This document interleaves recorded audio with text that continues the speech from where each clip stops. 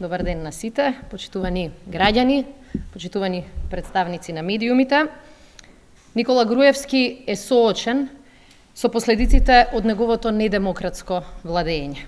Простор за изговори повеќе нема и тоа Груевски добро го знае. Оттаму е неговата паника за можно повлекување на препораката за почеток на преговори на Македонија со Европската Унија и оттаму е неговата класична потреба да наоѓа вина кај другите и да бара виновници за неговите погрешки. Едноставно, Груевски е ишка мувата од својата капа. По тој повод, дозволете да подсетиме на заклучоците на Советот на Европската Унија од 17 декември 2013, каде што недвосмислено беа наведени задачите кои што Македонија треба да ги исполни во текот на оваа година. Владење на право, независно судство, борба против криминалот и корупцијата, слобода на изразувањето, одвојување на партијата и државата и така натаму и така натаму.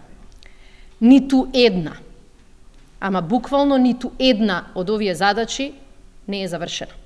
Напротив, ситуацијата во Република Македонија на сите овие теми дополнително се влоши во почетокот на оваа година.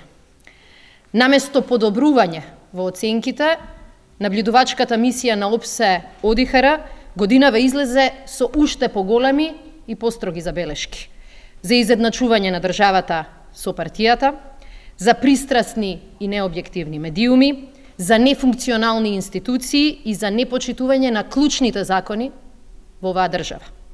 Одговорноста за се во ова е само кај власта. Во делот на слободата на изразувањето, Македонија го продолжи слободниот пат на сите листи за слобода на медиумите. Владата на Груевски и никој друг ја донесе Македонија на срамното 123-то место, што представува рекорден пад од 89 места за само 4 години. Наместо владење на правото, денеска Македонија се споменува како држава со политички затвореници и селективна правда. Во нашата држава министрите се недостапни за судот, синдикалните лидери добиваат затворски казни во рекордно брзи судења, а предметите против власта или поединци во власта застаруваат во судења со брзина на полжав. Одговорноста за се во ова е кај никој друг, само кај власта. Нема ефикасна борба против корупцијата и организираниот криминал во држава во која сите институции молчат за сомнителните кеш исплати во случаите Актор, Македонска банка, ВМРО ДПМНЕ. Случаи во кои што се инволвирани највисоките функционери во државата и за кои сите информации и сите докази ги чу и домашната и меѓународната јавност. Одговорноста за ова е кај неколкумина луѓе во врвот на власта. Наместо подобрено управување со јавните финансии, граѓаните во Македонија се уште не знаат ниту како, ниту каде се трошат нивните пари, ниту пак колку изнесува долгот на оваа држава која што ќе го враќаат нивните деца и внуци. Одговорноста и за ова не може да биде кај никој друг, освен кај власта. Ете затоа, почитувани граѓани, некој веќе скока. Тој што скока е Никола Груевски, бидејќи му гори под нозата.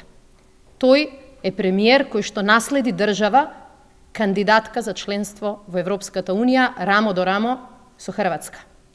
После 8 годишно владење, тој Македонија ја спушти зад Србија и Црнагора, кои веќе ги почнаа преговорите, на рамниште со Босна и Херцеговина и најновата држава во регионот Косово. Груевски е тој кој треба да објасни зошто тоа и го стори на својата земја. Ви благодарам на вниманието. Повелете со прашање.